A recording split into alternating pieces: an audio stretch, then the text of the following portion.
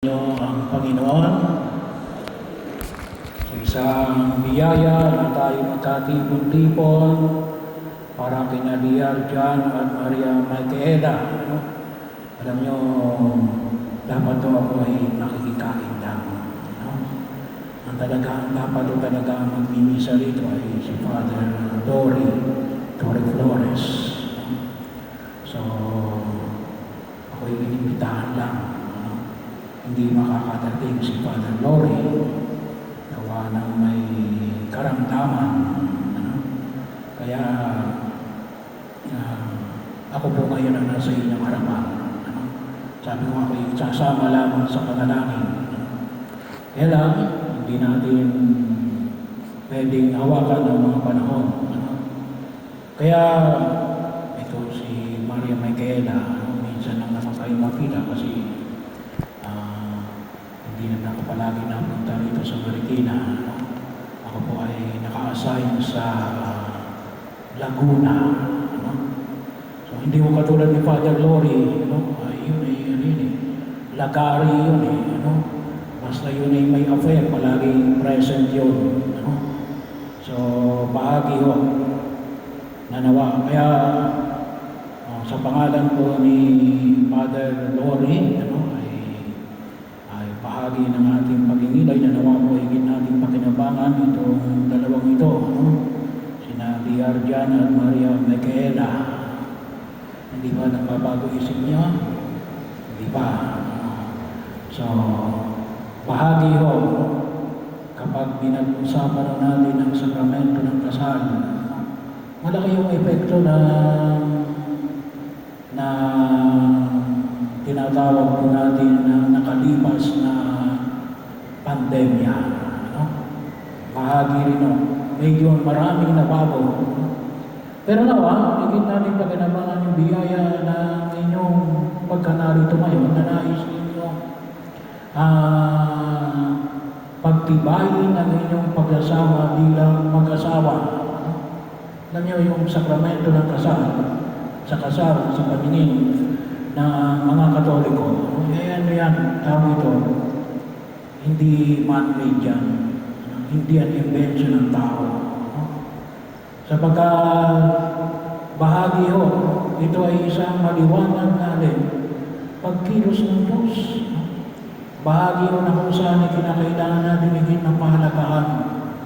At may mga hamon na kinakailangan natin harapin at mga katotohanan na kakibang na patuloy na pinangangalagaan ng simbahan sapagkat napakahalaga ang bahagi na ito ng pagsasama ng dalawang tao bilang mag-asawa. Alam niyo, alam ko marami kayong iniisip ngayong panahon na ito. Pagkakataon. Hindi ko naman in-expect, kalimitan kapag nag-homilia, ay swerte na kapag maalala. Pero dalawang bagay lang na nais natin pag-nilay-nilay ngayon sa araw na ito. Na naway maging bahagi ng inyong pagkilos bilang mga mag-asawa at sa pagkataguyod ng pamilyang Kristiyano. Una, setting up priorities. Yung baita ng pagpapahalaga. Napakahalaga yung baita ng pagpapahalaga. Hindi sapagkat hindi mahalaga yung iba. Ngunit, alin ang mas mahalaga?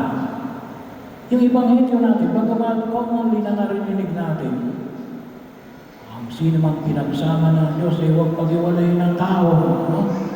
Pero bahagi ko ito, sabi nga, kalimitan, siguro isa sa mga itinatanong sa inyo kapag canonical interview. Halimbawa, makita mo ninyo, yung ikaw, Jan, si Maria Micaela, kayo nag-swimming sa Boracay. Ngayon ay nakita nyo ngayon, kayo ay nalulunod si Maria Micaela sa kaliwang bahagi mo. Tapos sa kanang bahagi mo naman, yung nanay mo. the same distance. Sino sasagipin mo?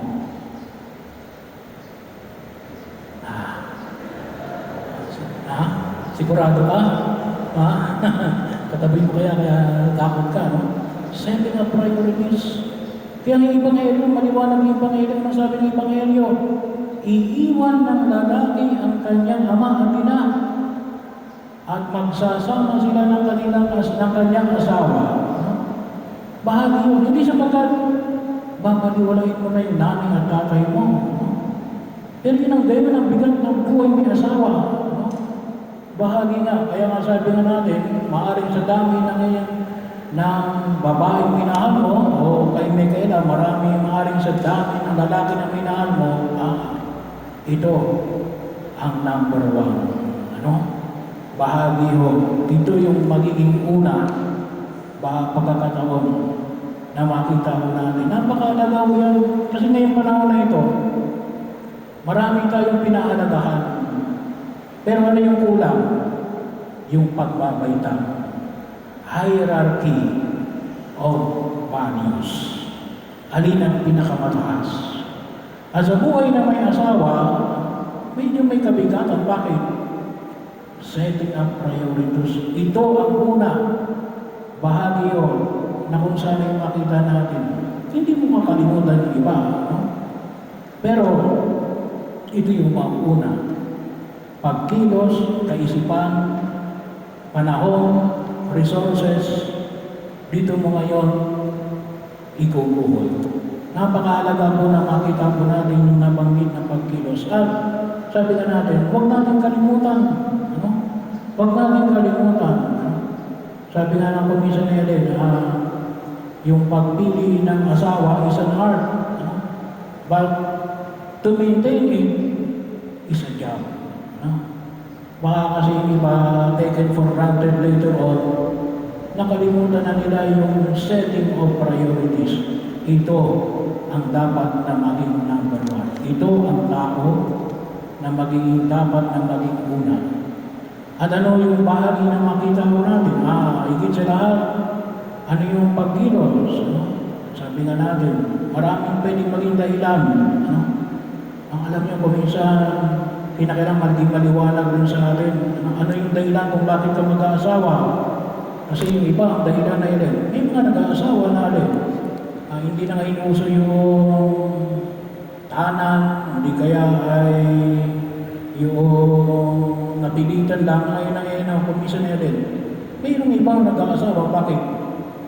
Gustong makalayo sa pamilya,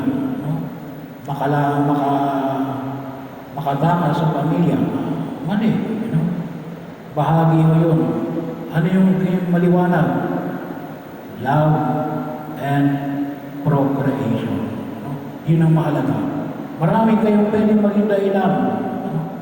Sa US, naalala ko rin sa mga kaibigan, na sa US, mayroon pa silang tinatawag na pre-marriage counseling. Pre-marriage counseling, kinakailangan mag-a-adjust pa yung kanilang pagkilos. May parameters pa sila.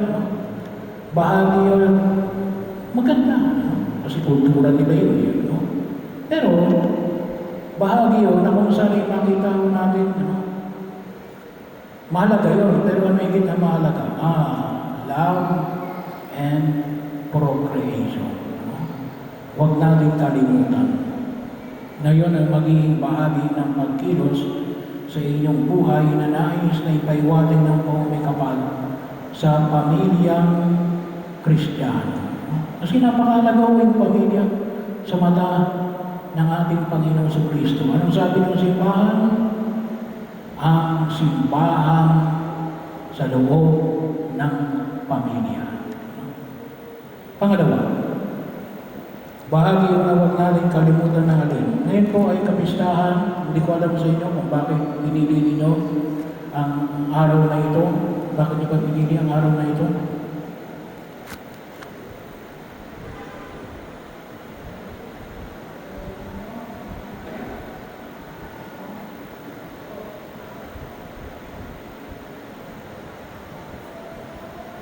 Ito Ito raw yung araw na sinagot ni Maria Magdalena si Villarreal.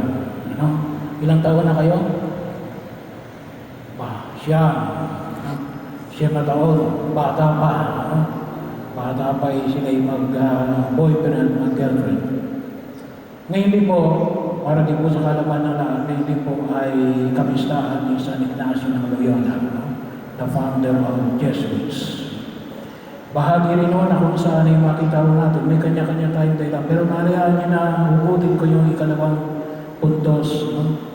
Kasi alam naman natin, ano, sa amin na kasi mga pare, may tinatawag kami 30-day retreat. At kalimitan ng mga nagbibigay ng 30-day retreats ay mga Jesuits. No? Naalala ko yung ang aming retreat master na alin.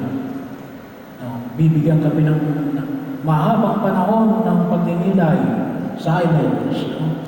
Pagkatapos ng gabi, itatanong sa amin. Anong itatanong sa amin? Anong sabi ni Kristo sa iyo? No? May sinasabi pala si Kristo. No? Anong sabi ni Jesus? Yung isa namin kasamaan, very fluent. Madali niyang masabi kung ano yung turo ni Jesus. Ano ba ang sabi ni Jesus sa araw na ito? At bahagi rin ng ating mga pagninilay nitong mga nakalipas na linggo. Ito yung maalala. Kahapon ay noong nakaraang linggo yun yung piniruan ni Jesus sa kanyang mga alagad na manalangin. Noong nakaraang linggo, ay anong sabi ni Jesus? Pinili ni Maria ang higit na mabuti kasi pinakausap ni Maria si Jesus, si Marta, abalang-abala. No? Humihingi siya ng tulong, natulungan siya ni Maria. Pero nung sabi ni Maria, pinili ni Maria ang higit na mabuti. Bakit? Nakipag-usap siya kay Jesus. Sa buhay may asawa, napakahalaga ang open communication. Palagi kayong mag-uusap. Napakahalaga na pinag-uusapan ninyo ang lahat ng bagay. At higit sa lahat, sana palagi nyo rin kinakausap ang Diyos. Kinakausap ba kayo ng Diyos? Sinabi pa sa iyo, Villarreal, na itong si Maria Micaela ay bigay ko sa iyo? Talaga, Talaga, ikaw Maria Micaela, sinabi ba talaga sa iyo ng Diyos na itong si Villarreal ay bigay ko sa iyo? Talaga, titignan natin yan, at pangalagaan ninyo yan. Kaya bahagi mo yun, napakalaga yun. Ito yung paano bigay sa akin. Hindi lang upang tayo. Hindi lang upang tayo. Bahagi ng buhay yun Why people stick together? Kasi maliwanag sa kanila. Bigay sa akin ito ng Diyos Ba't ako magbigay sa taong ito? Marami kayong isusuko sa bawat isa. Marami kayong matututunan. Pero dapat maging maliwanag sa inyo na alin, ito ang bigay sa akin ng Diyos. Dapat maging maliwanag sa inyo yan. Kaya bahagi ng pagkilos na kung saan ay pagtibayin ninyo, gabayan kayo ng Diyos sa inyong buhay may asawa. Huwag niyong kalimutan ang mga bagay nito. Ako rin po ay may konting regalo sa inyo. Ito, image ni Jesus. So, ito po ay sarili kong gawa. Bago lang ako naman ito. Natatapos ko lang ito kagabi. Nag-3D printer ako ngayon, printing. So at least kahit paano ay maalala ninyo sa Jesus sa inyong pagkilos at nawa ay makita ninyo. Ito yung mga nais na maging pagkilos ng Diyos sa daigdig na ito. At huwag natin kalimutan, inyong kahulugan. Everything will be fine. Bakit? Kasi ito yung lugar na paglalakbay natin patungo sa paghahari ng Diyos, sa pagbubuo ninyo ng buhay may asawa at ng pamilyang Kristiyano.